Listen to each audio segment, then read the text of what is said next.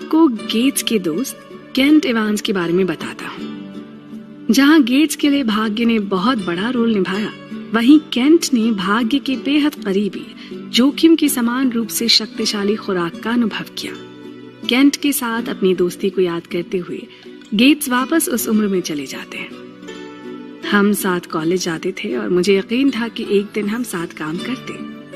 Kent gets और Elon के साथ माइक्रोसॉफ्ट के फाउंडर या पार्टनर भी हो सकते थे, लेकिन ऐसा हुआ नहीं। हाई स्कूल में स्नातक होने से पहले एक पर्वतारोहण दुर्घटना में केंट की मृत्यु हो गई। जरा सोचिए कि हाई स्कूल में एक पहाड़ पर मारे जाने की संभावना लाखों में एक होती है। वहीं बिल गेट्स ने लेक साइड हाई स्कूल जाकर लाखों में से एक भाग्य का अनुभव किया। उतना ही बल, वही नतीजा, लेकिन विपरीत दिशाएं। भाग्य और जोखिम दोनों ही इस बात के गवाह हैं। लेकिन जीवन में प्रत्येक परिणाम व्यक्तिगत प्रयास के अलावा अन्य शक्तियों द्वारा भी निर्देशित होता है। दुनिया में हर बिल गेट्स के लिए एक केंट इवांस है जो कुशल और प्रेरित था, लेकिन जीवन चक्र पूरा होने से बहुत पहले ही समाप्त हो गया। इसलिए कहते हैं कि जब आप अपने लक और रिस्क को बराबर का मान देंगे, आपको पता लगेगा कि वित्तीय सफलता, चाहे वो आपकी हो या दूसरों की, वो कभी भी इतनी अच्छी या बुरी नहीं होती जितना नजर आती है। इस किताब की समरी में हम आगे जानेंगे कि सफल परिणामों में भाग्य की क्या भूमिका होती है। उम्मीद है आप भी हमारी इस चर्चा का हिस्सा बने रहेंगे।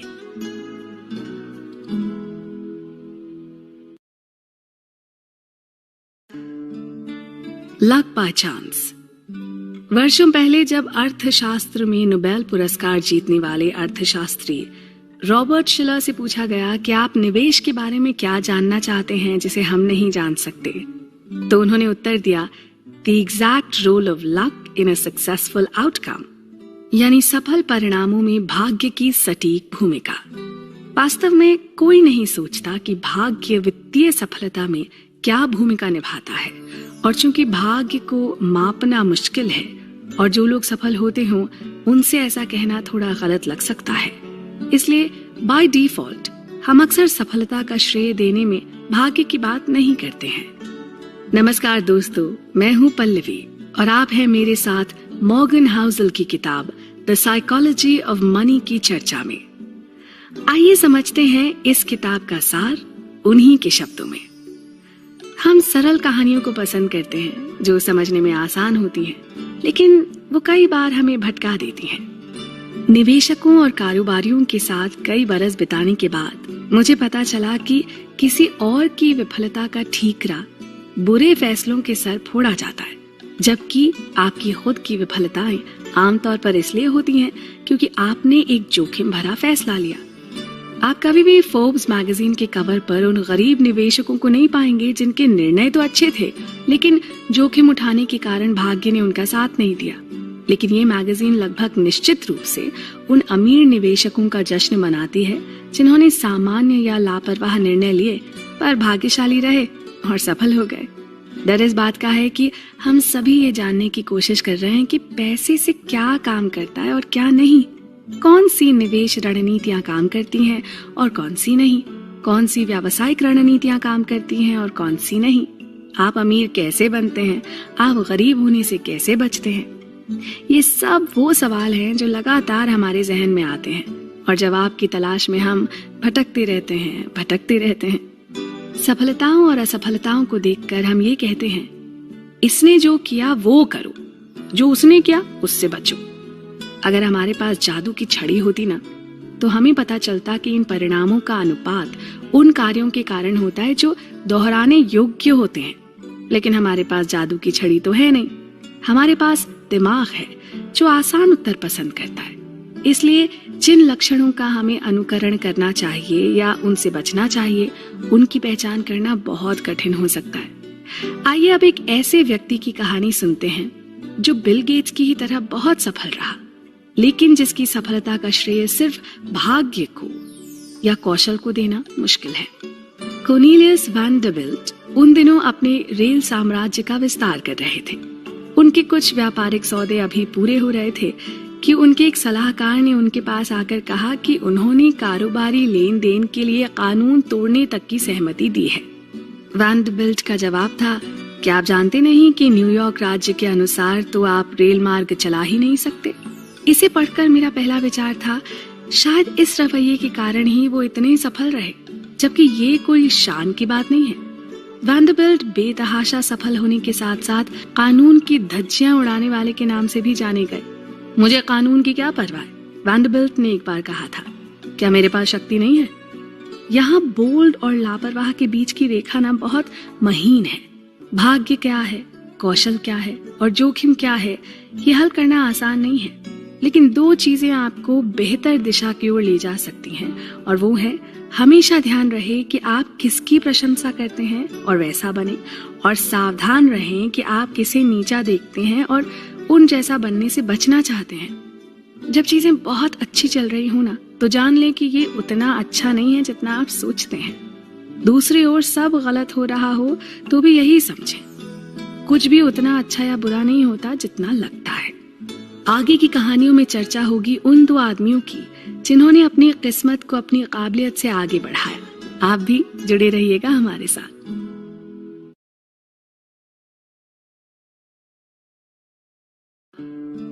एक मकबरा अब उसके लिए काफी है जिसके लिए पूरी दुनिया काफी नहीं थी।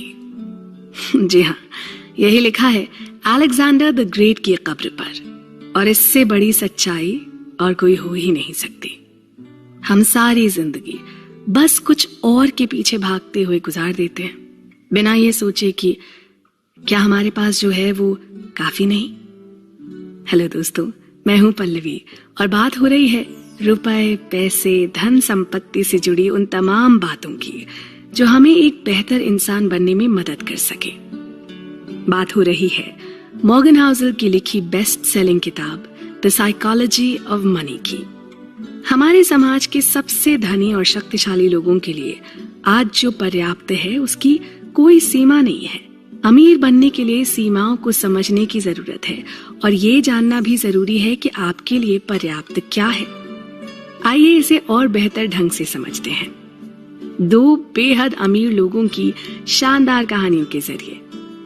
ये वो लोग हैं जिन्होंने और अधिक पाने की खोज में अपना सब कुछ खो दिया, सिर्फ इसलिए क्योंकि उन्हें लगा कि उनके पास पर्याप्त या काफी नहीं है। तो शुरू करें। पहला उदाहरण रजत गुप्ता का है। रजत का जन्म भारत के एक शहर कोलकाता की मलिन बस्तियों में हुआ था, और किशोरावस्था में ही वो अनाथ हो गए। अपनी छोटी सी शुरुआत के बाद कुछ ही सालों में वो दुनिया की एक बेहद प्रतिष्ठित फर्म के सीईओ बन गए। 2008 में उनके पास $100 मिलियन से अधिक संपत्ति थी।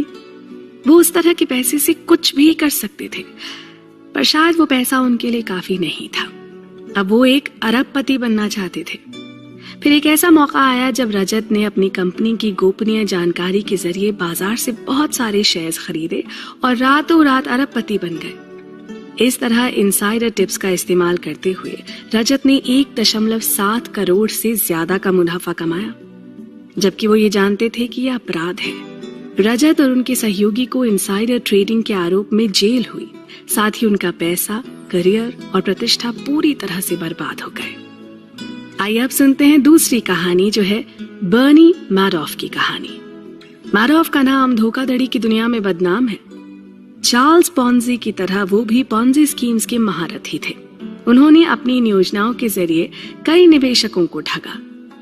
इस तरह लंबे समय तक धोखा देकर उन्होंने बेइंतहा पैसा कमाया, लेकिन एक दिन उन्हें भी जेल की हवा खानी पड़ी। मैडॉफ ने दिसंबर 2008 में दुनिया को चौंका दिया जब उन्होंने स्वीकार किया कि उनका इन्वेस्टमेंट बिजनेस एक $multi-billion पॉन्जी स्कीम है। उन्हें मार्च 2009 में दोषी ठहराया गया और 150 साल कैद की सजा दी गई, और इसी साल अप्रैल के महीने में उनकी जेल में मृत्यु हो गई। क्या जानते हैं कि इस धोखाधड़ी से पहले रजत गुप्ता की तरह वो भी एक सफल व्यवसायी थे, पर वैध रूप से सफल और धनी होने के बावजूद इन दोनों ने ही गलत रास्ता चुना। सवाल ये उठता है कि रजत और मैडॉफ जैसे लोग जिनके पास पहले से ही करोड़ों की संपत्ति हो, आखिर इतने हताश क्यों होंगे कि अपने लालच के लिए सब कुछ जोखिम में डाल दें? लाचारी या गरीबी में किया गया अपराध इससे अलग है। अपना सब कुछ यूं दांव पर लगाना सिर्फ मूर्खता है। ये सच है कि ये काफी दुर्लभ और अनोखे मामले हैं। हम में से हर कोई शायद इससे संबंधित भी ना हो, लेकिन इन कहानियों से हमें ये सीख मिलती है कि हमें पर्याप्त होने के महत्व को समझना चाहिए। Money often costs too much, यानी पैसा अक्सर बड़ी कीमत चुकाने पर मिलता है। राल्फ वॉल्डो एमर्सन की कही ये बात यहाँ 16 आने सच बैठती है। साथ ही बेंजामिन फ्रैंकलिन की कही ये बात भी कि पैसे ने अभी तक इंसान को कभी खुश नहीं किया है और ना ही करेगा। मनुष्य के पास जितना अधिक होता है वो उतना ही अधिक चाहता है। पैसा एक वैक्यूम भरने के बजाय एक वैक्यूम बनाता है, और ये वही बेंजामिन फ्रैंकलिन है जिन्हें स्टेट्समैन, इन्वेंटर, डिप्लोमेट और अमेरिका के फाउंडिंग फादर्स होने का दर्जा हासिल है और जिनकी तस्वीर $100 के बिल पर छपी है। ये चर्चा इतनी जल्दी खत्म नहीं होगी, आप बने रहें हमारे साथ।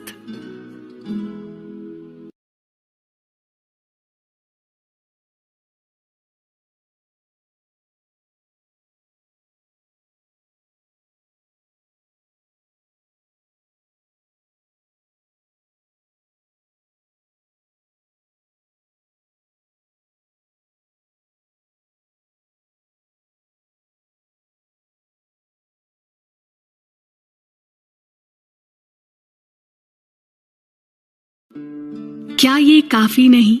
भाग 2। एक सुखी जीवन जीने के लिए हम क्या मांग सकते हैं? शांति और संतुष्टि से जीने के लिए हमें कितने पैसे चाहिए? वो कितना हो जो हमारे लिए काफी हो? हमें किस हद तक कमाना चाहिए? क्या है उसकी सीमा?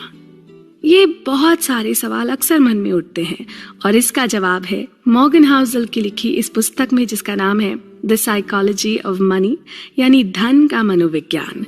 नमस्कार, मैं हूं पल्लवी और चर्चा को आगे बढ़ाते हैं एक और मजेदार किस्से के साथ।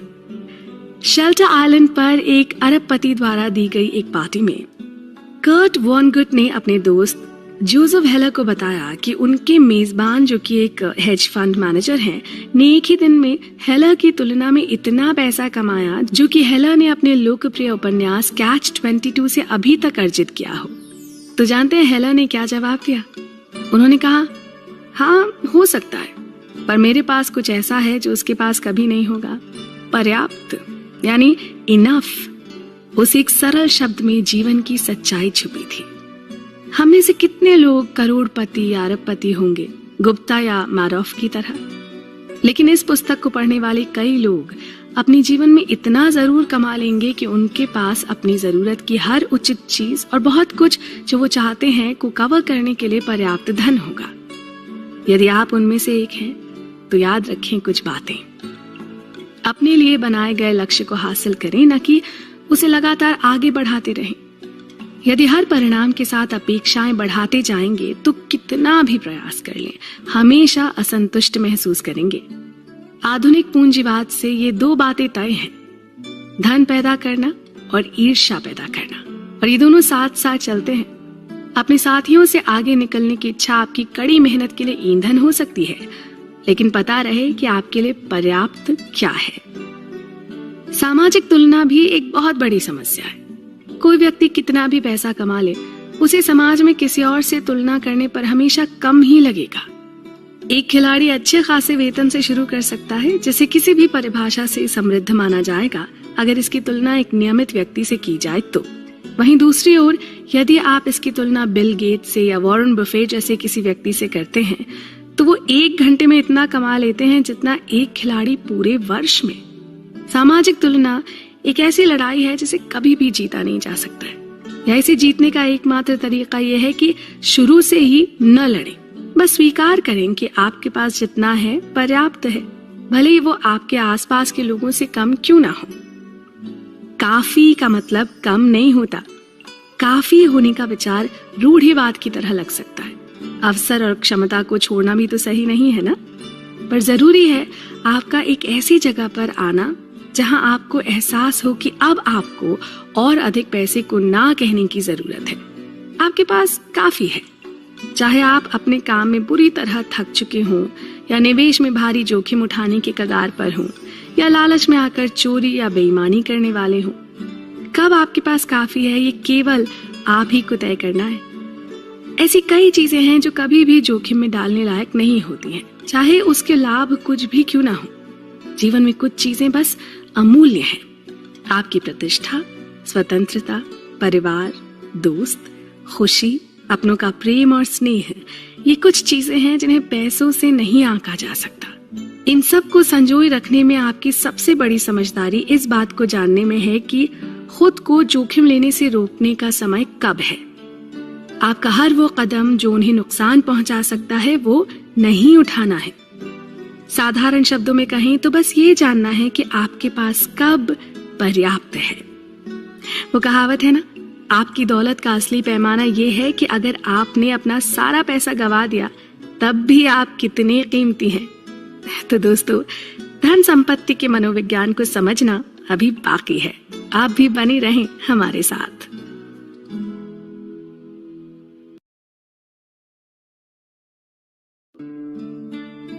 लंबे समय की बचत और निवेश।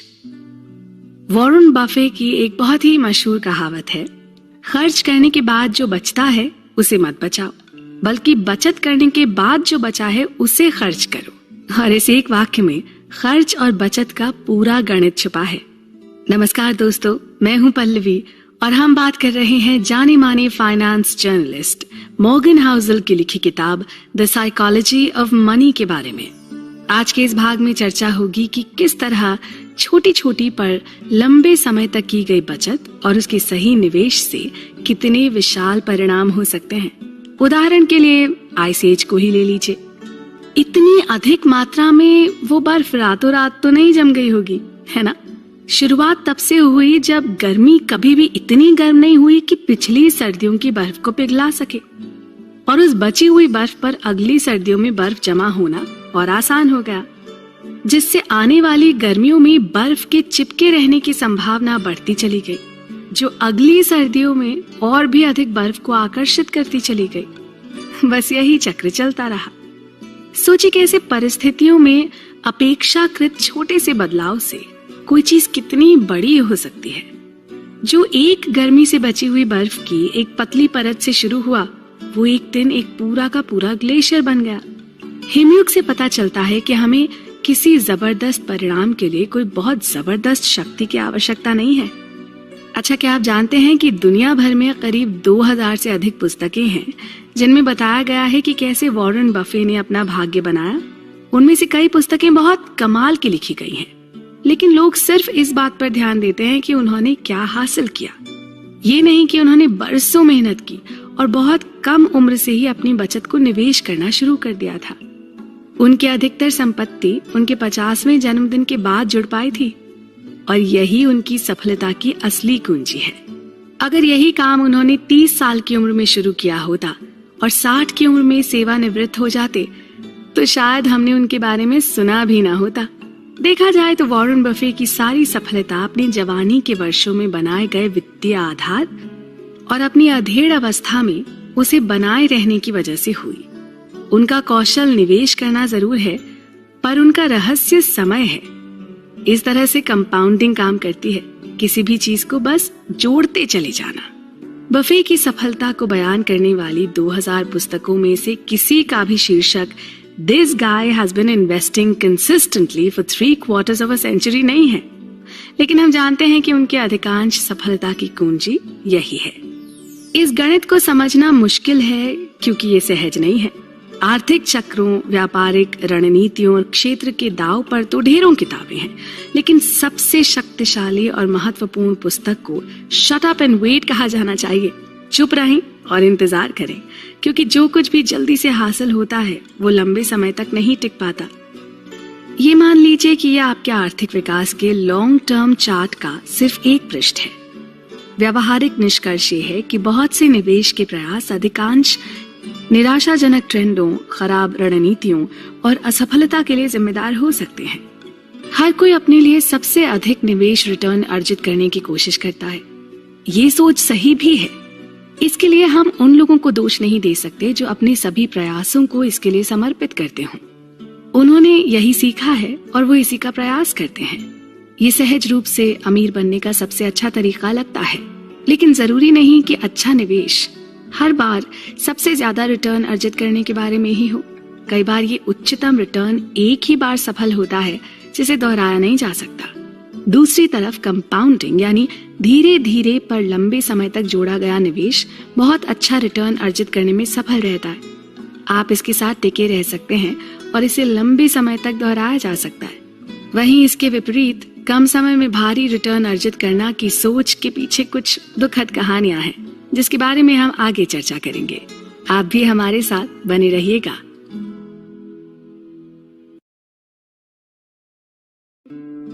धनवान बने और बने रहें। धनवान बनने के लाखों तरीके हैं और ऐसा करने के बारे में बहुत सारी किताबें भी हैं। लेकिन धनवान बने रहने का एक ही तरीका है, थोड़ा कम खर्चा करें और साथ ही ये डर पालें कि ये धन कभी भी समाप्त हो सकता है। अगर आपके मन में ये दोनों ख्याल रहेंगे तो स्थिति कभी भी हाथ से नहीं निकलेगी। नमस्कार, मैं हूं पल्लवी और बातचीत को आगे बढ़ाते हैं। आइए जानते हैं दो ऐसे निवेशकों की कहानी जो एक दूसरे को जानते नहीं थे, लेकिन जिनके रास्ते लगभग एक सदी पहले टकराए जरूर थे। 1877 में जन्मे जेसी लिवरमोर अपने समय के सबसे सफल निवेशक और व्यापारी थे। ये उस समय की बात है जब ज्यादातर लोग इस काम के बारे में जानते भी नहीं थे। 30 साल की उम्र तक उनके पास $100 मिलियन की संपत्ति जुड़ चुकी थी। 1929 के स्टॉक मार्केट क्रैश ने, जबकि ग्रेट डिप्रेशन की शुरुआत हुई, इतिहास में उनकी विरासत को और मजबूत कर दिया। लिवरमोर की पत्नी डॉरथी को सबसे ज्यादा डर तब लगा जब 29 अक्टूबर को वो घर लौटे। वॉल स्ट्रीट सट्टेबाजों की आत्महत्या करने की खबरें पूरे न्यूयॉर्क में फैल रही थीं। जाहिर है वो इन सब खबरों से बहुत परेशान थी। तभी जेसी ने बताया कि उनकी अच्छी किस्मत और समझ से वो सिर्फ गिरते हुए स्टॉक पर पैसा लगा रहे थे और उस एक ही दिन में उन्होंने $3 बिलियन की कमाई की थी। स्टॉक मार्केट के इतिहास के सबसे काले महीने में वो दुनिया के सबसे अमीर आदमियों में से एक बन गए थे। जब उनका परिवार इस अद्भुत सफलता का जश्न मना रहा था, वहीं एक और आदमी भयानक निराशा में डूबा वॉल स्ट्रीट की गलियों में अपनी किस्मत का रोना रो रहा था। एब्राहम ज़रमान्स्की एक करोड़पति रियल एस्टेट निर्माता थे, जिन्होंने बाजार की गतिविधियों को देखते हुए बढ़ते हुए शेयर पर बहुत सारा पैसा लगाया। उनका लगाया ये दांव असफल रहा। उनका सब कुछ बर्बाद हो गया और वो आखिरी बार वॉल स्ट्रीट की गलियों में अकेले भटकते नजर आए। वो दिन उनके जीवन का आखिरी दिन था। अक्टूबर 1929 की घटना ने जेसी लिवरमोर को दुनिया के सबसे अमीर व्यक्तियों में से एक बना दिया। इसने एब्राहम ज़रमान्स्की को बर्बाद कर दिया, शायद उनकी जान ले ली। लेकिन समय तेजी से बीता और ठीक 4 साल बाद इस कहानी ने एक नया मोड़ लिया। 1929 में किस्मत बदलने के बाद लिवरमोर ने आत्मविश्वास से भरपूर और बड़े बड़े दांव लगाए। इस बार किस्मत ने उनका साथ नहीं दिया और वो कर्ज में डूबते चले गए और अंततः उसी शेयर बाजार में उन्होंने सब कुछ खो दिया। बुरी तरह से टूटे हुए और शर्मिंदा वो 1933 में 2 दिनों के लिए गायब हो गए। दुखी मन से एक दिन लौट कर भी आए, पर उनका रास्ता तय था। लिवरमोर ने अंततः एक दिन अपनी जान ले ली। दोनों का समय अलग था, लेकिन ज़रमान्स्की और लिवरमोर एक जैसे ही निकले। दोनों ही अमीर बनने में बहुत अच्छे निकले और अमीर बने रहने में उतने ही बुरे थे। पैसा कमाना एक बात है, इसे संभाल कर रखना दूसरी बात है। सर्वाइवल यानी बने रहने के लिए एक अलग ही मानसिकता को वास्तविक दुनिया में लागू करना पड़ता है। और आप भी अपने लिए ये 3 गुण सीखें। पहला, अगर मुझे बड़ा रिटर्न चाहिए तो जरूरी है कि उससे ज्यादा मैं आर्थिक रूप से अटूट रहूं, और अगर मैं अटूट हूं तो मुझे वास्तव में लगता है कि मुझे सबसे बड़ा रिटर्न मिलेगा, क्योंकि मैं कुछ अद्भुत निवेश करके कंपाउंडिंग के सहारे काफी देर तक टिक सकूंगा। दूसरा, योजना बनाना महत्वपूर्ण है, लेकिन हर योजना का सबसे महत्वपूर्ण हिस्सा योजना के अनुसार योजना न बनाना है, क्योंकि कई बार हमें कुछ और चाहिए होता है पर हमारे भाग्य में कुछ और ही लिखा होता है। और तीसरा, एक ऐसा व्यक्तित्व जो आपको भविष्य के बारे में आशावादी तो रखे, साथ ही पागलपन की हद तक आपको हर हाल में उस ऊंचाई तक पहुंचाए। तो ये मान लिया जाए कि एक मानसिकता जो एक ही समय में पागल और आशावादी हो सकती है, उसे बनाए रखना बहुत मुश्किल है। किसी भी चीज को काले या सफेद के रूप में देखने में बारीकियों को स्वीकार करने की तुलना में कम प्रयास लगता है। जी हाँ, काफी गंभीर रहा ये सार, पर चर्चा अभी बाकी है। आप बने रहिएगा हमारे साथ।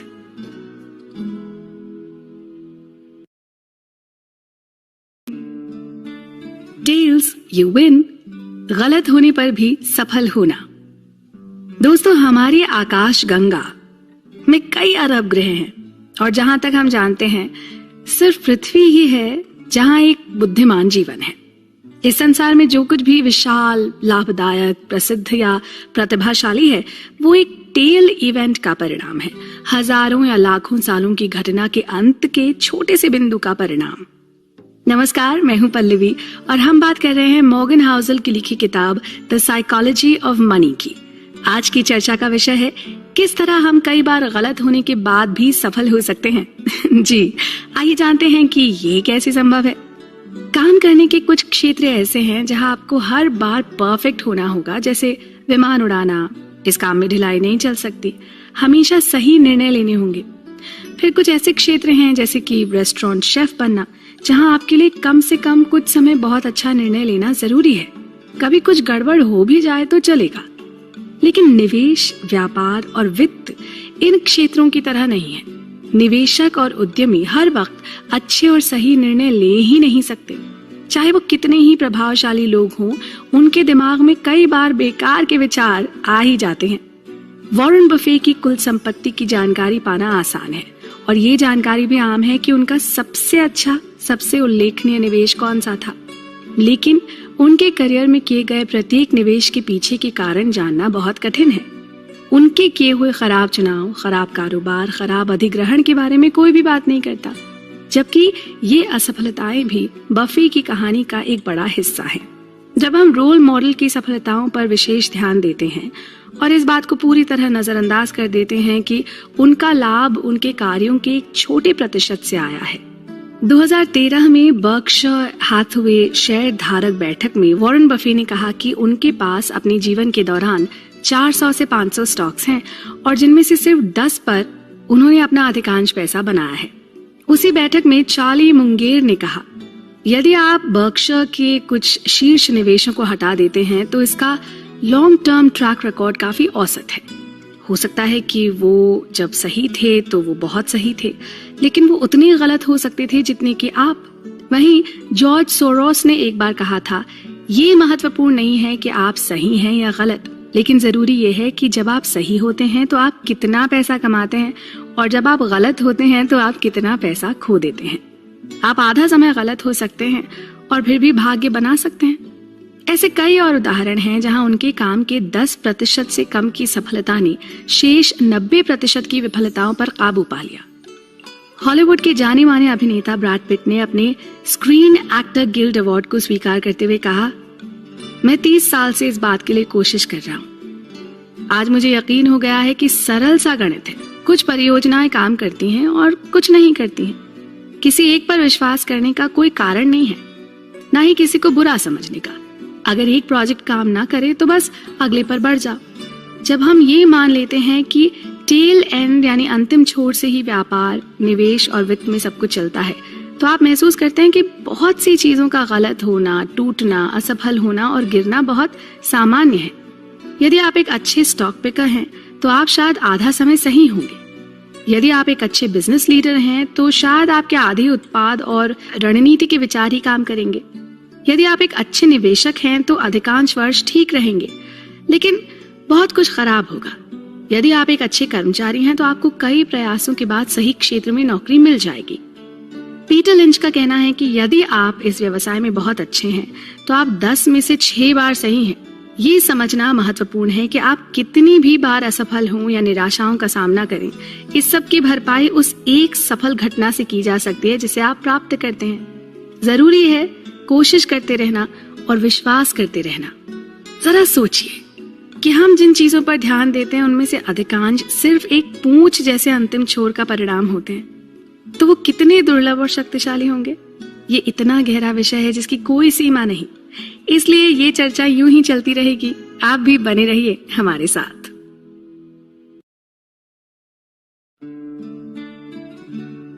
समय पर नियंत्रण। धन का सबसे अच्छा स्वरूप हर सुबह उठकर ये कहने में है, मैं आज जो चाहूं वो कर सकता हूं। कुछ भी कर सकने की आजादी। सुनने में कितना अच्छा लगता है ना?